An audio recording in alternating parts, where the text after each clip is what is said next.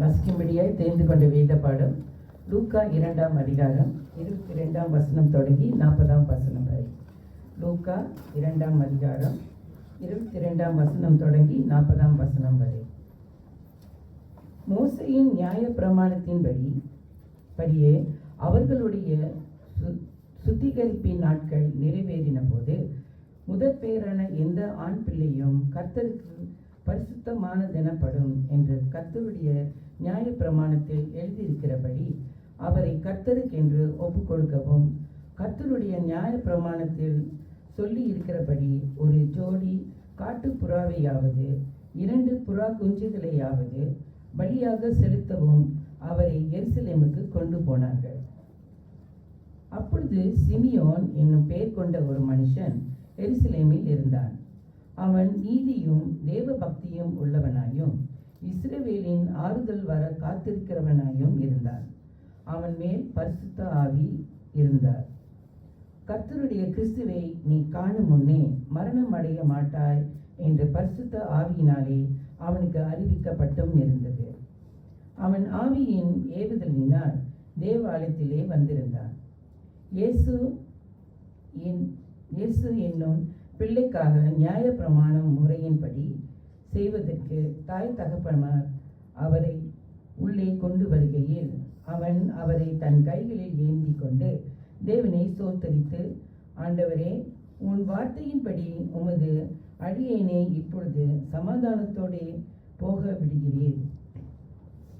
புறஜாதிகளுக்கு பிரகாசிக்கிற ஒளியாகவும் உம்முடைய ஜனமாகிய இஸ்ரவேலுக்கு மகிமையாகவும் தேவரீர் சகல ஜனங்களுக்கும் முன்பாக ஆயத்தம் பண்ணின உம்முடைய இரட்சணியத்தை என் கண்கள் கண்டது என்றான். அவரை குறித்து சொல்லப்பட்டவைகளுக்காக யோசேப்பும் அவருடைய தாயாரும் ஆச்சரியப்பட்டார்கள். பின்னும் சிமியோன் அவர்களை ஆசீர்வதித்து அவருடைய தாயாகிய மரியாளை நோக்கி, இதோ, அநேகருடைய இருதய சிந்தனைகள் வெளிப்படத்தக்கதாக இஸ்ரவேலில் அநேகர் விழுகிறதற்கும் எழுந்திருக்கிறதற்கும் விரோதமாக பேசப்படும் அடையாளமாவதற்கும் இவர் நியமிக்கப்பட்டிருக்கிறார். உன் ஆத்துமாவையும் ஒரு பட்டயம் உருவி போகும் என்றான். 36ஆம் வசனம். ஆசேருடைய கோத்திரத்தாலும் பானுவேலின் குமாரத்தியாகிய அன்னாள் என்னும் ஒரு தீர்க்கதரிசி இருந்தார். அவள் கன்னி பிரயாயத்தில் விவாகமானது முதல் 7 வருஷம் புருஷனோடே வாழ்ந்தவளும் அதிக வயது சென்றவளுமாயிருந்தாள்.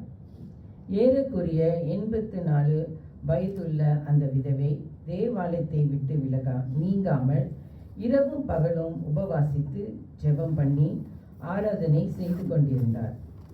அவளும் அந்நேரத்திலே வந்து நின்று கர்த்தரை புகழ்ந்து எருசலேமிலே மீட்பு உண்டாக காத்திருந்த யாவருக்கும் அவரை குறித்து பேசினார். கர்த்தருடைய நியாய பிரமாணத்தின்படி சகலத்தையும் அவர்கள் செய்து முடித்த பின்பு கலிலேயா நாட்டில் உள்ள தங்கள் ஊராகிய நாசரேத்துக்கு திரும்பி போனார்கள்.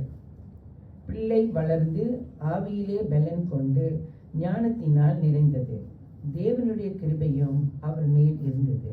இது தேவனுடைய வசனம். தேவனுக்கு ஸ்தோத்திரம். கர்த்தருடைய பரிசுத்த நாமத்திற்கு ஸ்தோத்திரம் உண்டாவதாக. கர்த்தர் நல்லவர், அவருடைய கிருபை என்றும் உள்ளது. Amen. Praise the Lord. Hallelujah. Today is 40 days after Christmas. இன்று கிறிஸ்மஸ் பிறகு 40 நாட்கள் ஆகிவிட்டன. இந்த நாள் துவங்கி எபிஃபனி என்று சொல்லக்கூடிய கிறிஸ்தவ கால அட்டவணையுடைய முடிவாகி இருக்கிறது. Today is the end of the season of Epiphany. பிரசனம் என்ற அந்த காலகட்டத்துக்கு கடந்து சென்று இன்னொரு காலகட்டத்துக்குள்ள போக கர்த்தர் நம்மளை கிருபை செய்கிறார். கிறிஸ்டியன் ட்ரெடிஷன்ல பார்க்கும்போது, கிறிஸ்தவ பாரம்பரியத்துல பார்க்கும்போது, இன்று சில சபை கேண்டல் மாஸ் என்று இந்த நாள் அவர்கள் ஆசரிப்பார்கள், கேண்டல் மாஸ். ஸோ இன்றைக்கு வாசிக்க கேட்ட இந்த பாகத்தினுடைய முக்கியத்துவத்தை நம்ம அறிந்து கொண்டால் அது நமக்கு மிகவும் ஆசீர்வாதமாக இருக்கும் என்று நினைத்து தான் இந்த பாகத்தை கொஞ்சம் விவரித்து பகிர்ந்து கொள்ள நான் ஆசைப்படுகிறேன். இது ஒரு பண்டிகை.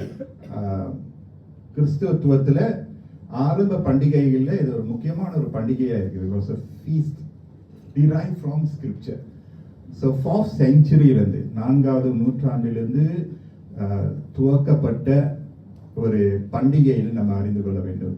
Sometimes it's called a presentation of the Lord. சில மற்ற வார்த்தைகளை கொண்டு இந்த நாள் வந்து நம்ம ஆசரிக்கிறதை நம்ம பார்க்கிறோம். ஸோ டுடே இந்த நாளினுடைய செய்தி the presentation of Christ, கிறிஸ்துவை அறிமுகம் செய்தல் என்ற இந்த பாகத்தை நம்ம அறிந்து கொள்ள கர்த்தர் நமக்கு உதவி செய்வார். இந்த நாளில் 5 காரியங்களை உங்களோடு நான் பகிர்ந்து கொள்ள போகிறேன். If you want to take notes, 5 காரியங்களை நான் உங்களோடு பகிர்ந்து கொள்ள அது நிச்சயமாக பிரயோஜனமாக இருக்கும்னு நான் விசுவாசிக்கிறேன். முதலாவது, இந்த பாகத்திலிருந்து நம்ம என்ன அறிந்து கொள்ள கூடும் என்றால் obedience that honors God. யோசேப்பு மரியாள் தங்களுக்கென்று கொடுக்கப்பட்ட குழந்தையா இருக்கக்கூடிய இயேசு கிறிஸ்து அவர்கள் செய்த பல காரியங்கள்ல முதலாவது அவங்க செய்தது வந்து கீழ்ப்படிதல். obedience that honors God. தேவனுக்கு கனம் கொண்டு வரக்கூடிய ஒரு கீழ்ப்படிதல். தேவனுக்கு கனம் கொண்டு வரக்கூடிய ஒரு கீழ்ப்படிதல். obedience that honors God. வாசிக்க கேட்ட பாகத்துல லூக்கா 2:22 மறுபடியும் நான் வாசிக்கும் போது, மோசேயின் நியாய பிரமாணத்தின்படியே அவர்களுடைய சுத்திகரிப்பின் நாட்கள் நிறைவேறின போது. சுத்திகரிப்பு என்ற அந்த வார்த்தை கோடிட்டுக் கொள்ளுங்க.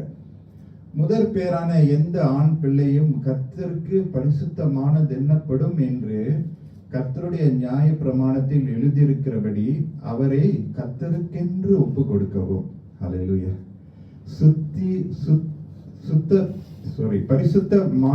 பரிசுத்தமான எண்ணப்படும்.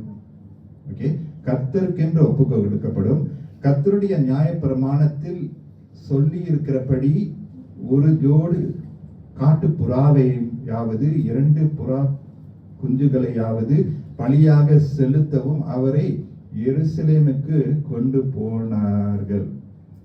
பாருங்க, இந்த வசனங்களை நம்ம பார்க்கும்போது ஆண்டவர் யோசேப்பு மரியாளால் ஆண்டவர் வந்து தெரிந்து கொண்டதை நம்ம பார்க்கிறோம். Joseph and Mary chosen by God to bear a child. இந்த குழந்தை கர்ப்பவதி, கன்னி மரியாள் கர்ப்பவதி ஆகுறாங்க. அந்த கதைலாம் நம்மளுக்கு தெரியும் கிறிஸ்துமஸ்ல இருந்து. அதனால தான் 40 days after Christmas.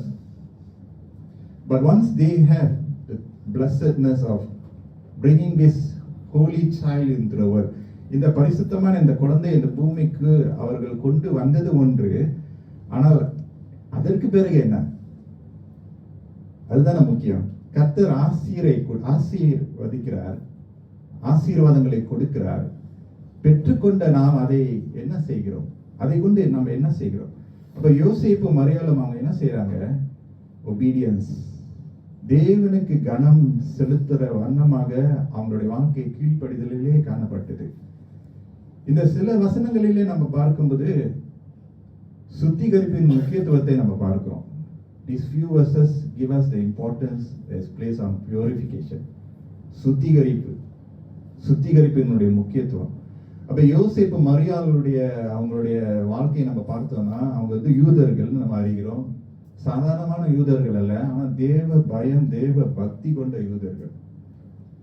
அவர்களுக்கு ஆபிரகாமின் தேவன், ஈசாக்கின் தேவன், யாக்கோபின் தேவன் மேல அவர்கள் வைத்த ஒரு விசுவாசம் மேலோட்டமான விசுவாசம் அல்ல, ஆழத்துல போன ஒரு விசுவாசம், ஆழமான ஒரு விசுவாசத்தை அவர்கள் கொண்டு வாழ்ந்தார்கள் என்று நாம் அறிந்து கொள்கிறோம்.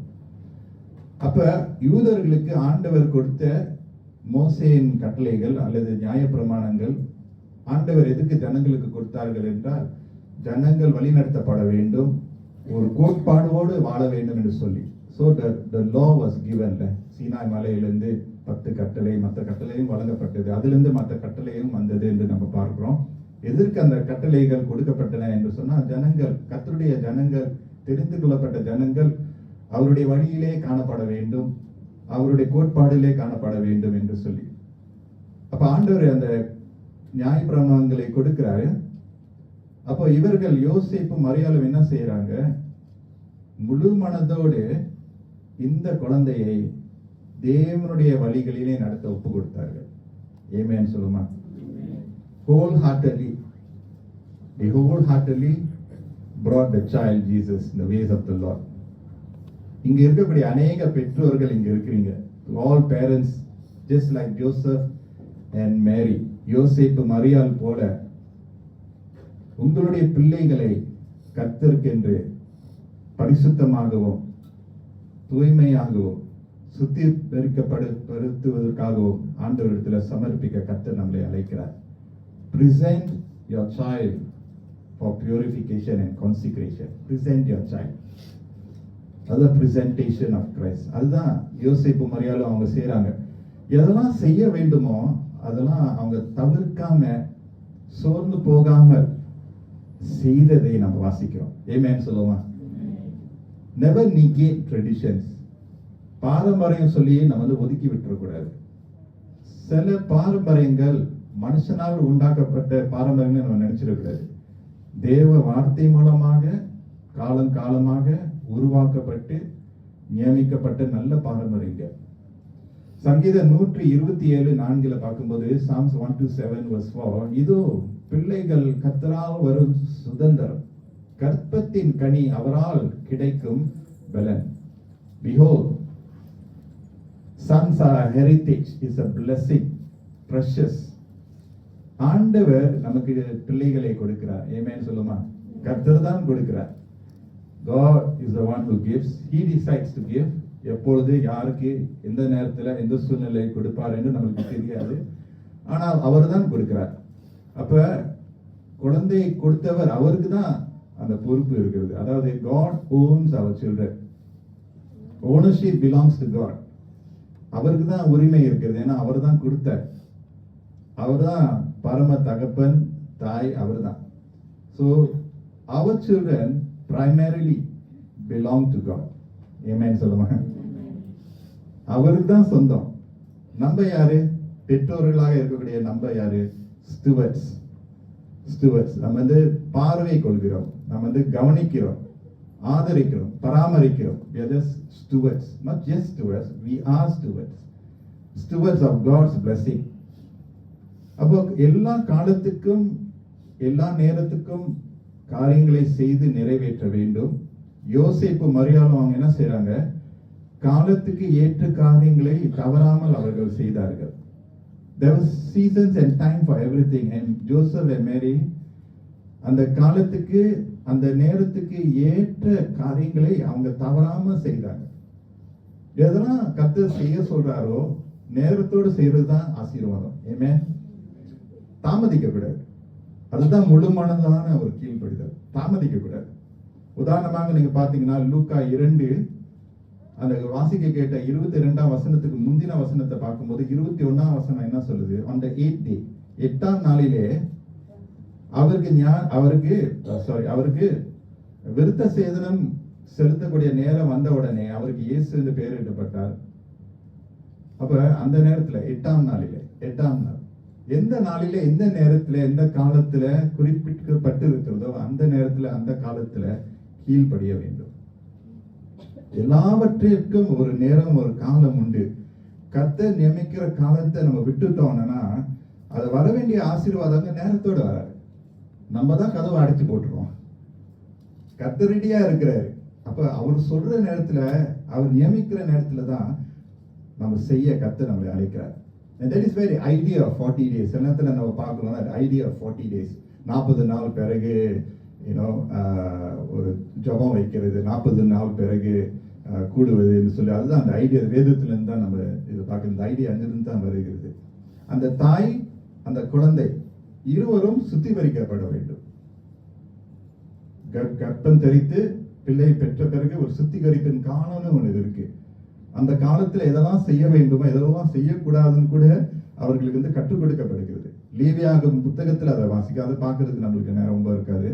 ஸோ அதனால எல்லாத்துக்கும் ஒரு காலம் இருக்குல்ல. அந்த காலத்துக்கு வண்ணமாக யோசேப்பு மரியாளும் தங்களுடைய வாழ்க்கையை மட்டுமல்ல அவங்க வந்து அந்த குழந்தையும் அவங்க உருவாக்குனாங்க, படைத்தார்கள். The NIV Bible and I'm using NIV English Bible பார்த்தீங்கன்னா today's text are heading in this Jesus presented in the temple. If you go on further in verse 41 அந்த ஹெடர்ல நீங்க பாத்தீங்கன்னா அது என்ன சொல்லுது? The boy Jesus at the temple. There is a presentation in the temple. தேவாலயத்துல வந்து அவர்கள் வந்து அறிமுகம் செய்கிறாங்க, பிரசன்ட் பண்றாங்க யோசேப்பு மரியாளும். பிறகு அந்த குழந்தை ஒரு ஒரு ஒரு மகனாக ஒரு டீனாக வரும். டீனேஜ் ஏஜ்ல அவன் வளரும் போது the boy Jesus is in the temple. ஆமென் சொல்லுவோமா? It is very precious, you know. Remember Samuel ஞாபகம் இருக்கு. அன்னாள் மனம் கசிந்து அழுதார்கள். ஆண்டவர் அன்னாளுடைய கர்ப்பத்தை திறந்தார். அன்னாள் சாமுவேல் என்ற மிகப்பெரிய தீர்க்கதரிசியை பெற்றெடுக்கிறதுக்காக ஆண்டவர் அன்னாளை தெரிந்து கொண்டார். ஆனா அதுக்கு முன்பதாக அன்னாள் என்ன சொன்னாங்க? ஒரு ஒப்பந்தம் பண்ணாங்க, ஒரு தீர்மானம் எடுத்தாங்க.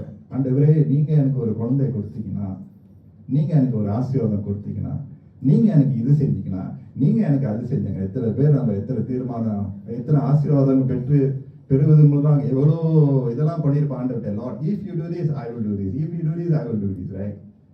But look at Hannah. What did she say? I will offer him to you. இந்த குழந்தையை உமக்கு நான் அர்ப்பணிப்பேன்னு அவங்க சொன்னாங்க. அண்ணால் சொன்னபடியே செஞ்சாங்க. ஏன்னா சாமுவேல் புத்தகத்துல வாசிக்கும் போது பிள்ளை ஆண்டா தேவனுடைய ஆலயத்திலே வளர்ந்தான். சொல்றது மட்டும் இல்ல, சொன்னதை செய்யணும். வாயால மட்டும் வாக்குத்தத்தங்களை என்ன காப்பாற்றக்கூடாது, நடத்தையில நம்ம காமிக்கணும். சொல்றது பத்தாது, செஞ்சு காட்டணும். அண்ணால் என்ன செஞ்சாங்க? எவ்வளவு கஷ்டம் உபத்திரம் இருந்தாலும் கூட, கண்ணீர் வேதனை இருந்தாலும் கூட, Hannah honored God and obeyed. You know what? God honors obedience even in ordinary acts. ஆண்டவர் சின்ன சின்ன விஷயங்களில நீங்க அவருக்கு கனத்தை செலுத்தி அவர் கீழ்ப்படிந்தீங்கன்னா ஆண்டவர் அதை பார்த்து ரொம்ப சந்தோஷம் அடைவார். சில நேரத்தில் நம்ம பெரிய பெரிய விஷயத்த நம்ம யோசிக்கிறோம், அது உண்மைதான், இது சின்ன விஷயம். இந்த சம்பவம் வந்து ரொம்ப சின்ன ஒரு விஷயம், பெரிய ஒரு அற்புதம் அங்க இல்ல, திரளான கூட்டம் அங்க இல்ல, ரொம்ப ஒரு it's a very quiet encounter, you know.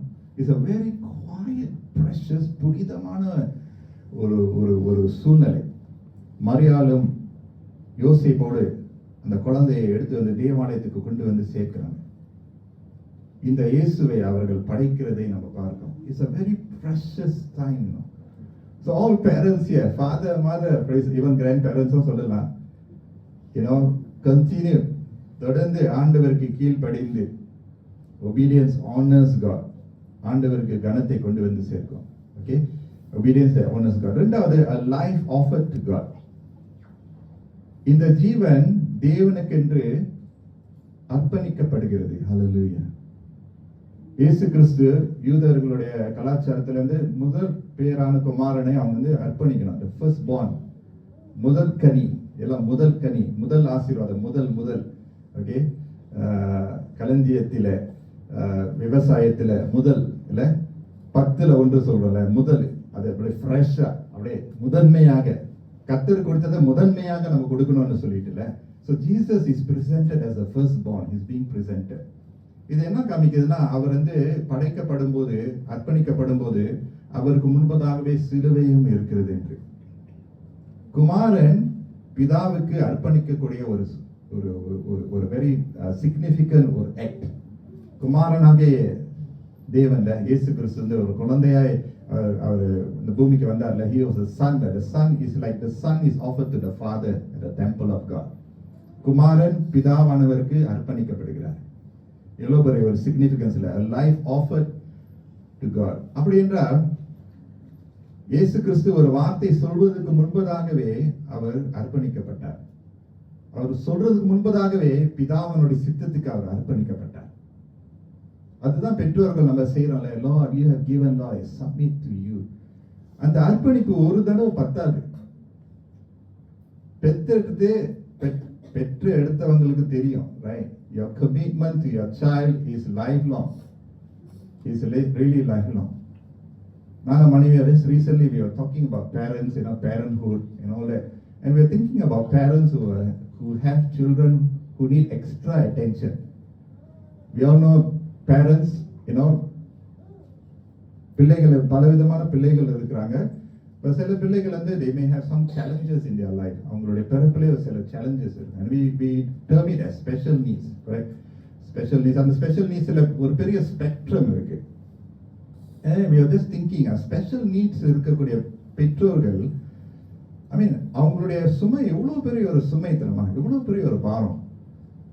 I mean, for parents who children who may not have special needs, அந்த பிள்ளை வந்து அடுத்த ஸ்டேஜ் நம்ம யோசிப்போம், திருமணத்துக்கு பிறகு பிள்ளை பெற்று எடுக்கிறது அந்த மாதிரி. ஆனால் ஸ்பெஷல் நீட்ஸ் இருக்கிறவங்க சில ஸ்பெக்ட்ரம்ல பார்க்கும்போது the child has to remain with the parents home forever, you know. It is not a light thing. இப்போ அப்படிப்பட்ட பெற்றோர்களை பார்க்கும்போது நம்ம பார்க்கும்போது ஏன்னா recently we are seeing, you know, parents we special நீட்ஸ்ல இருக்கவங்க அவங்களுடைய விசுவாசத்தை பார்க்க ரொம்ப ஆச்சரியமா இருக்கும். And we say thank you Lord, we need to learn so much. அப்ப பாருங்க அவங்க வந்து ஆண்டவருக்கு எப்போது அவங்க more so that they dedicate a child to the Lord every day. ஆண்டவரே அன்றாடம் நான் அர்ப்பணிக்கிறேன். I present my child to you every day. Don't miss even one day. Not miss even one day. ஒரு நாள் மட்டும் பத்தாது. ஆண்டவரே ஒவ்வொரு நேரம் ஒவ்வொரு நிமிடம் ஆண்டவரே நான் அர்ப்பணிக்கிறேன். சந்தோஷமா அர்ப்பணிக்கணும்ல. அர்ப்பணிக்கிறேன், நான் ஒப்பு கொடுக்கிறேன், சரணடைகிறேன். லார்ட், என்னுடைய பார்வை வந்து லிமிட்டட், குறைவான பார்வை. ஆனா உம்முடைய பார்வை நித்தியம். Why? No, there's no blind spot for God. He can take care. Amen, சொல்லுமா. And that gives us a release. அப்ப யோசேப்பு மரியாதை இயேசு கிறிஸ்துவை கொண்டு வந்து அர்ப்பணிக்கும் போது அவங்க வந்து சரண்டர் பண்றாங்க. பிதாவானுடைய சித்தத்துக்கு சரண்டர் பண்றாங்க. அவங்களுடைய திட்டத்துக்கு அல்ல, அவங்களுடைய சித்தத்துக்கு அல்ல. தேவன் கொடுத்தார், தேவனுடைய சித்தத்துக்கு அவங்க வந்து படைக்கிறாங்க, அர்ப்பணிக்கிறாங்க. That's what presentation is.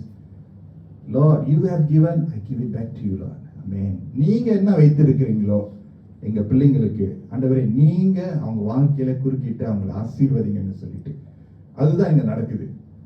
அப்ப பார்க்கும்போது மூன்றாவது காரியம், the third thing is the recognition by the faithful. விசுவாச மூப்பர்களுடைய அங்கீகரிப்பை நம்ம பார்க்கிறோம்.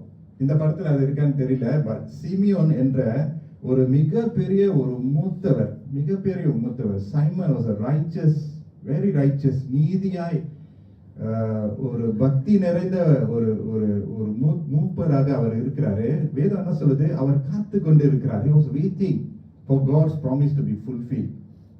The Bible says he was waiting. அவர் அந்த வயதிலும் அவர் என்ன செய்யறாரோ அவர் வந்து காத்து இருக்கிறார்னு வேதம் சொல்லுது.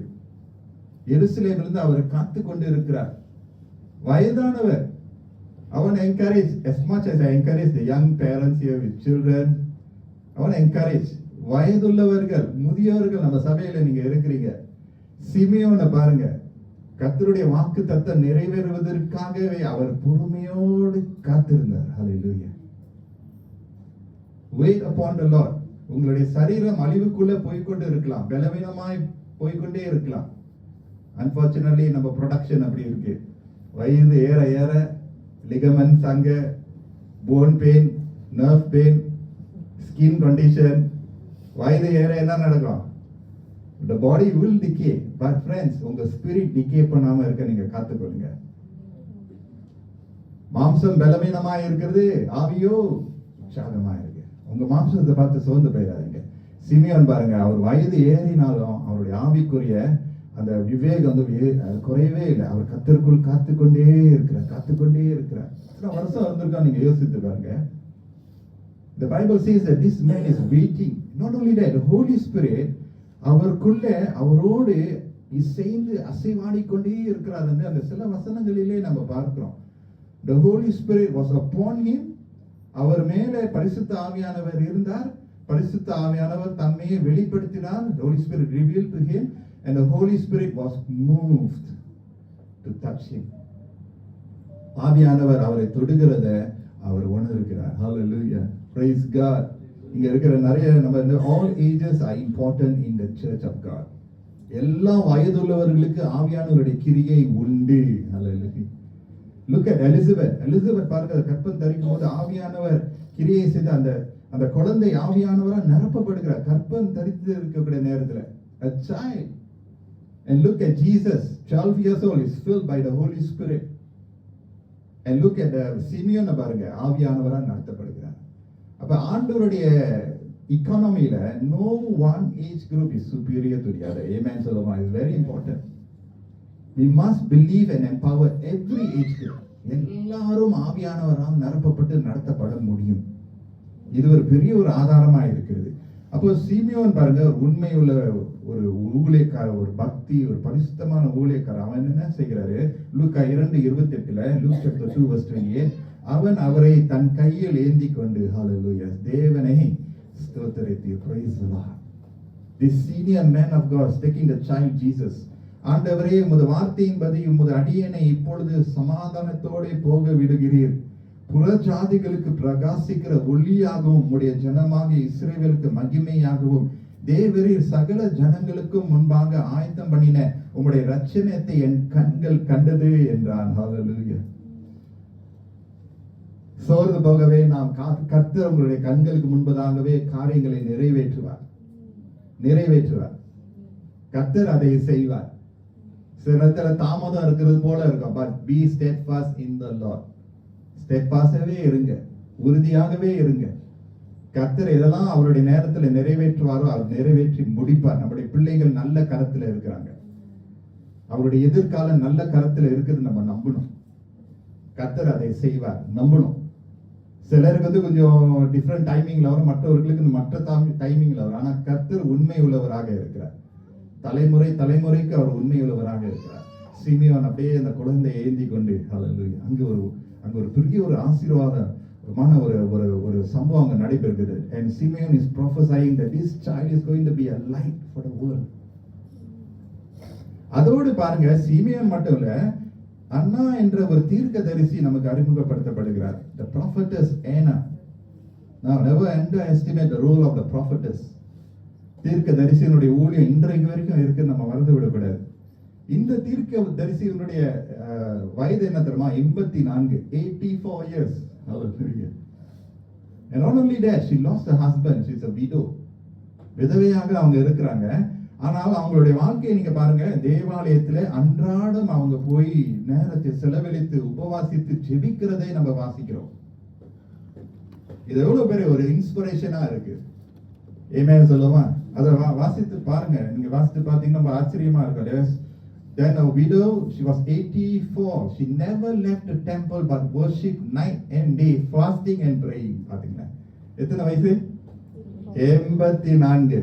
அல்லாமா கசி ஷேம் செய்யல. 84 வயசு. ஆண்டவர் மேல நம்பிக்கையா இருந்து அப்படியே worship பண்ணிருக்கு. Praise and worship பண்ணிட்டு, fasting prayer பண்ணிட்டு, பரிசுத்தம் அது தேவ சித்தம் அறிஞ்சிட்டாங்க. அதுதான் ஆண்டவருடைய ஆலய பிரகாரங்களிலே தங்கி இருக்கிறதே மேன்மை என்று சொல்லி, இந்த ஸ்திரீயும் ஒரு தீர்க்கதரிசியா இருந்து இந்த குழந்தையினுடைய எதிர்காலத்தை குறித்து சொல்லுகிறதை நம்ம பார்க்கிறோம். நீதிமொழிகள் 31:30 பார்க்கும்போது, for all the women in the church, this is also an encouragement for you. Proverbs 31:30, சௌந்தரியமும் வஞ்சனை உள்ளது, அழகும் வீண், கர்த்தருக்கு பயப்படுகிற ஸ்திரீயே புகழப்படுவாய். ஹalleluya.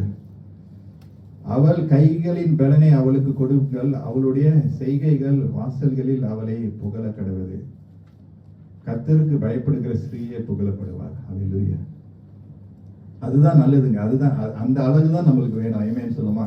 Now that verse is also about a man. Men, you also need to be beautiful.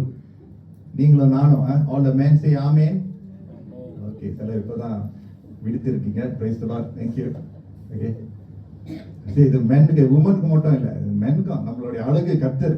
அவர் தான் அந்த சௌந்தரியம், அழகு அவரிடத்துல தான் வரணும். கர்த்தருக்கு பயப்படுகிற பயம், அந்த பயம் நம்மளுக்கு வேணும்.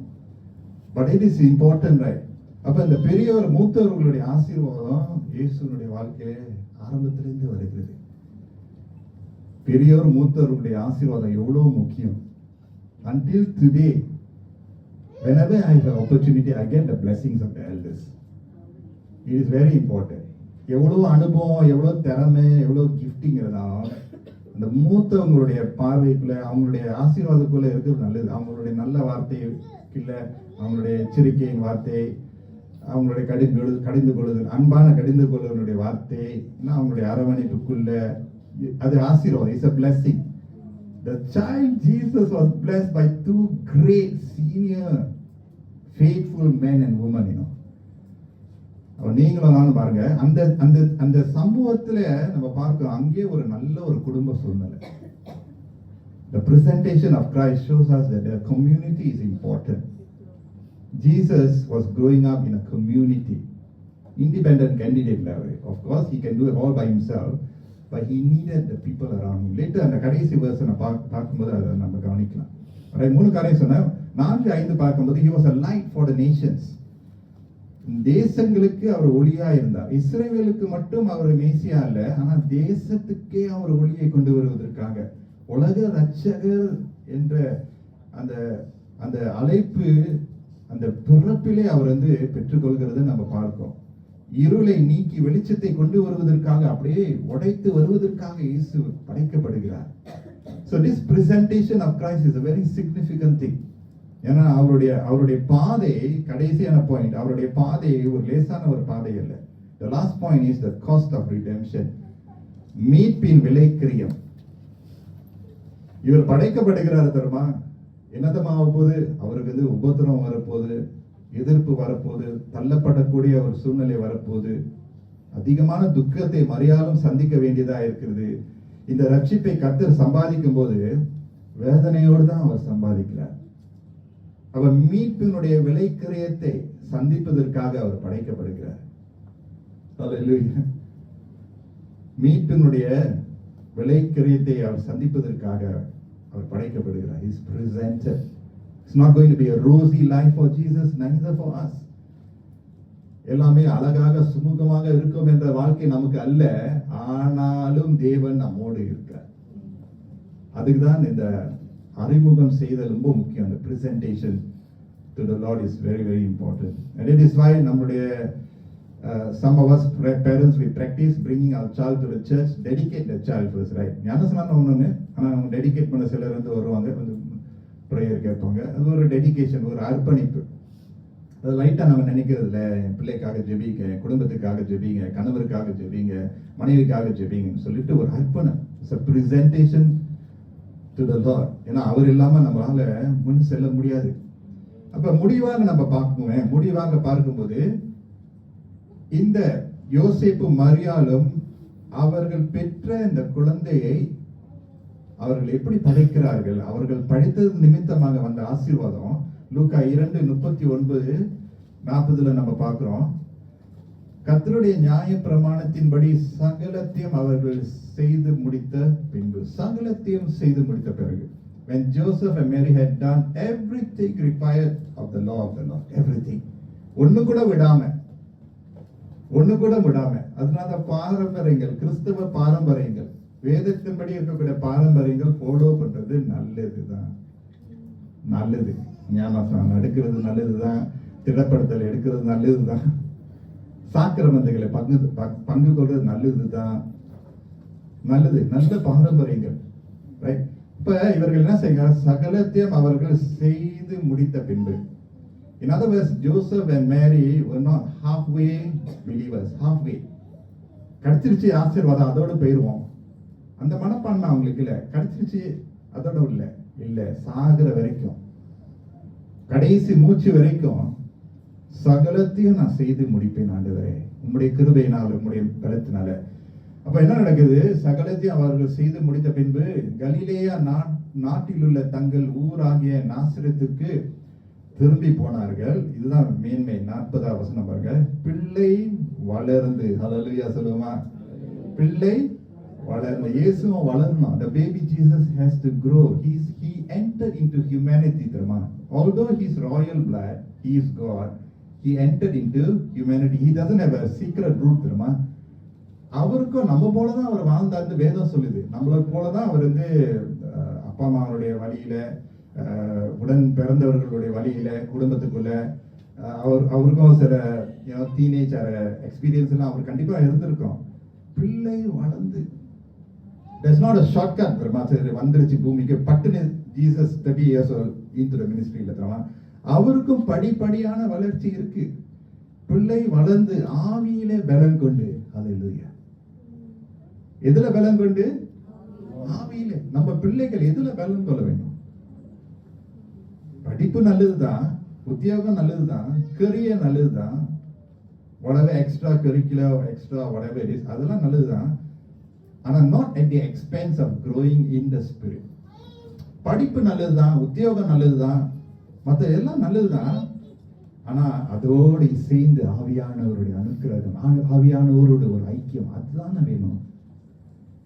ஆவியிலே பலன் கொண்டு ஞானத்தினால் நிறைந்தது. அல்லேலூயா. அப்ப ஆவியானவர் வரும்போது என்ன நடக்குது? ஞானமும் இருக்குது. And the child grew, Jesus grew and became strong. He was filled with wisdom. Amen. None of us can, என்ன சொல்றது, deny that we all need extra God's wisdom in this difficult world. The world already needs wisdom. சமாளிக்கிறதுக்கு அரசாங்கம், பள்ளிக்கூடம், உலகத்திற்கே ஞானம் தேவை. Because going into AI generation, generative, society, you can generate anything and everything. என் வாய்ஸை எடுத்து modulate பண்ணிட்டு நீங்க கால் பண்ணது நான் பேசுறது போல இருக்கும். திடீர்னு அந்த வாய்ஸ் உங்களை திட்டா, அப்புறம் நீங்க என்ன பாப்பீங்க, என்ன past திட்டாரு. Really, you can just take your voice and clone it. And recently in the செய்தித்தாள வாசித்தீங்கன்னா, countries are facing a lot of trouble with AI or generative or capabilities, tarnish people's image. So many things are involved.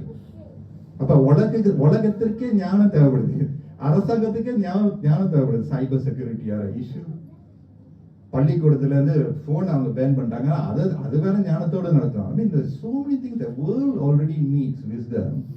அப்ப இந்த உலகத்துல இருக்கக்கூடிய தேவனுடைய பிள்ளைகளுக்கு எவ்வளவு ஞானம் தேவைன்னு நீங்க யோசித்து பாருங்க. கர்த்தர் அந்த ஞானத்துல இருந்தார். ஆமென். ஞானத்திலே நிறைந்தது, தேவனுடைய கிருபையும் அவர் மேல் இருந்தது. Praise the Lord. And the child grew and became strong. He was filled with wisdom and the grace of God was upon him. உங்களுக்கும் எனக்கும் கர்த்தருடைய கிருபை நம்ம மேல இருக்க எவ்வளோ நம்மளுக்கு தேவையில்ல. நம்ம மேல இல்ல மட்டும் இல்ல, நம்ம பிள்ளைகள் மேல ஆண்டவருடைய கிருபை இருக்கணும்ல. ஆண்டவருடைய ஞானம் வேணுமே, ஆண்டவருடைய ஆவியானவருடைய துணை வேணுமே. The power, the strength to face life struggle, temptation, sorrow, trials. இதெல்லாம் சொந்த பலத்துல முடியுமா? Can you and I survive in this world with our own strength? இல்ல. பட் நம்மளுக்கே இந்த உலகத்துல நம்ம பலத்துல நம்மள சாதித்து முடிக்க முடியல. அப்ப நம்ம பிள்ளைகளுக்கு எவ்வளவு கஷ்டமா இருக்கும்னு நினைச்சு பாருங்க. That means in the presentation of Christ as I end, கேள்வி என்னன்னா, நான் என்னை கர்த்தருக்கு நான் அறிமுகப்படுத்தி விட்டேனா? Have I presented myself to the Lord on a daily basis? கர்த்தர் நமக்கு உதவி செய்வாராக. இந்த நாள் பந்தியில நம்ம சேரும்போது, as we come to the table of the Lord in a moment, let us all come to the Lord. ஆண்டவரிடத்துல நம்ம சேரும்போது, அப்பா உங்களுடைய சமூகத்துல நான் வருகிறேன் என்று சொல்லும்போது கர்த்தர் நம்மை நடத்துவார். Let us all pray. பிதாவே, உம்மை துதிக்கிறோம். பரிசுத்தரே, உம்மை மகிமைப்படுத்துகிறோம். ஆண்டவரே, எப்படி யோசேப்பு மரியாளும் இயேசு கிறிஸ்துவை ஆலயத்தில் கொண்டு வந்து சேர்க்கிறார். ஆலயத்தில் கொண்டு வருகிறது மட்டுமல்ல, தேவனுக்கு படைத்தார்களோ, நாங்களும் எங்களுடைய வாழ்க்கையை உடைய கருத்துல படைக்கிறோம். ஆண்டவரே, வருத்தத்தோடு அல்ல, கட்டாயத்தோடு அல்ல, ஆனா சுதந்திரத்தோடு, மகிழ்ச்சியோடு, விடுதலையோடு சப்மிட் பண்றோம்ப்பா, ஒப்பு கொடுக்கிறோம். ஆண்டவரே, நீங்க ஒவ்வொரு ஆத்மா, ஒவ்வொரு வாழ்க்கையை நீங்க எடுத்து பிரயோஜனப்படுத்துங்க, ஆசீர்வதிங்க. தேவனுடைய சமூகத்திலிருந்து வர வேண்டிய நல்ல ஆசீர்வாதங்கள் வந்து சேரட்டும். ஆண்டவரே, நல்லது. ஆண்டவருடைய சமூகத்துல பிரசன்ட் பண்றது நல்லது. Present yourselves before God. Present your bodies before God. Present பண்ற ஆண்டவரே, we need you Lord. நீர் எங்களுக்கு தேவை.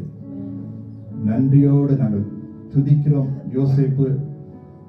யோசுவா சொன்னது போல, நானும் என் வீட்டாருமோ என்று, நான் மட்டுமல்ல என் வீட்டாருமோ ஆண்டவரே, எல்லாரும் ஆண்டவரே கர்த்தர் முன்பதாகவே நாங்கள் படைக்கிறோம். ஆண்டவரே, அர்ப்பணிக்கிறோம். ஆண்டவரே, எடுத்து நீங்க பயன்படுத்துங்க, பிரயோஜனப்படுத்துங்க.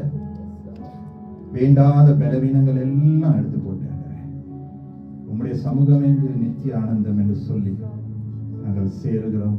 உம்முடைய பந்தியில எங்களை நீர் அழைக்கிறேன். இந்த பந்தியில நாங்கள் சேரும்போது உம்முடைய பிரசன்னத்தை உணர்ந்து சேர எங்களுக்கு உதவி செய்யுங்க. நித்திய மகிழ்ச்சி, ஆனந்தம், ஆறுதல் எங்கள் வாழ்க்கையில் நிரப்பட்டோம். ஆண்டவரே, சகல துதிகன மகிமை நாங்கள் உமக்கே ஏறெடுக்கிறோம். இயேசுவின் மூலம் ஜெபிக்கிறோம் எங்கள் நல்ல பிதாவே. ஆமென், ஆமென்.